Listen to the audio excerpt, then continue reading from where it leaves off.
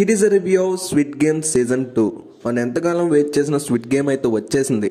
మరి చూసాక నాకు ఎలా ఉంది, నచ్చిందా లేదా, ఈ వీకెండ్కి ఈ సిరీస్ని ట్రై చేయొచ్చా లేదా అంటే డెఫినెట్గా ట్రై చేయొచ్చు. నెట్ఫ్లిక్స్లో రిలీజ్ అవుతున్న అన్ని సిరీస్లో ఇది కూడా టాప్ 1లో అయితే ఉంటుంది. ఈ సిరీస్ వచ్చేసి 7 ఎపిసోడ్స్తో, ఈచ్ ఎపిసోడ్ 1 అవర్ రన్ టైమ్తో, టోటల్గా 7 అవర్స్ 10 మినిట్స్ రన్ టైమ్తో ప్రజెంట్ ఇప్పుడు నెట్ఫ్లిక్స్లో తెలుగులో స్ట్రీమింగ్ అవుతుంది. మరి ఇంక ఈ సిరీస్ అంతా చూసాక డెఫినెట్గా వాచ్ చేయొచ్చు. ఇది ఒక గ్రేట్ సిరీస్ అని చెప్పుకోవచ్చు.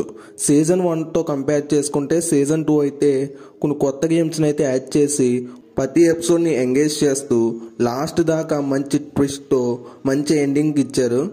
ఇంకా చాలా బాగుంది. ఫ్యామిలీతో కలిసి చూద్దామంటే చాలా చోట్ల అంటే అడల్ట్ కంటెంట్ అంటూ భారీగా ఏమీ లేదు, కానీ కొన్ని చోట్ల బూత్ మాటలు ఉన్నాయి, వాటిని స్కిప్ చేసుకుని చూసుకోవచ్చు. ఈ సిరీస్ బేసిక్ స్టోరీ లైన్ వచ్చేసి మన హీరో అయితే గేమ్ ఆడి గెలిచాక వెళ్ళిపోకుండా మళ్ళీ ఆ గేమ్ ఆడుతున్న వాళ్ళందరినీ ఈ గేమ్ మంచిది కాదు అని చెప్దామని మన హీరో అయితే ఆ గేమ్ ఆడటానికి మళ్ళీ ఎంటర్ అవుతాడు.